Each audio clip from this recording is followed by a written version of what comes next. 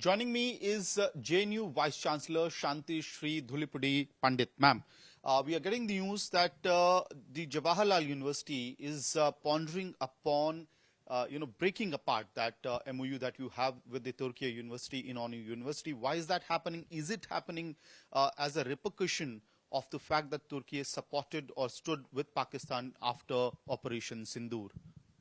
Yes, absolutely. I think Jawaharlal Nehru University, being a public university, we are a part of this country. We are on taxpayers' money.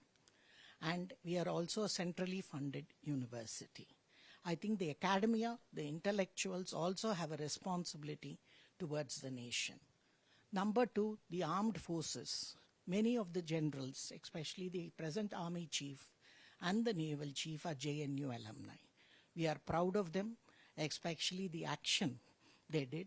And I think this is a small, very small way. And I think every citizen in India is responsible for its national security. You cannot expect just the Prime Minister, the armed forces to protect you and you do nothing. Would you appeal all other universities to break the MOUs, if at all they have with countries such as Turkey? I think everybody must take their own decision. JNU has shown the way. I think in an hour of crisis, it is important for academics to take a position. You need courage. If you don't speak now, then you are never going to speak ever. So I'm going to say Niesmuller's thing. When they came for the socialists, I didn't protest. When they came for the Democrats, I didn't protest.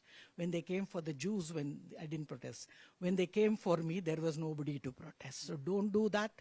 The country is very important. If India is not there, no JNU, no other university.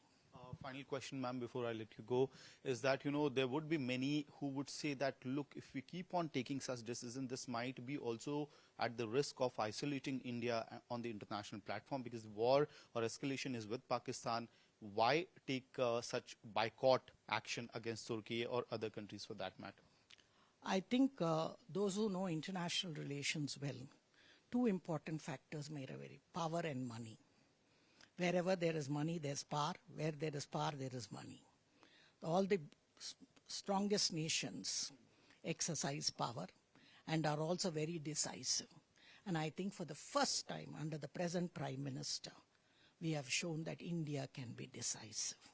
And this is a tectonic shift where we have the three important factors in national security coming together. One, scientists and their technology being implemented, being made in India.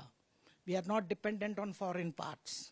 And number two, an Indian armed forces, absolutely professional and committed and not rogue. And third, a Prime Minister who has shown leadership, restraint, didn't just give a knee-jerk reaction, rather thought it out. And when he struck, he showed that if you touch us, you know what would be the massive retaliation.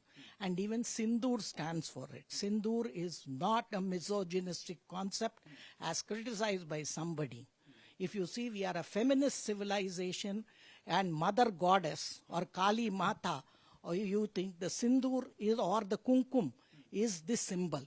So it is part of the Indian dharmic civilization, and those who don't understand these dharmic values need to get themselves educated.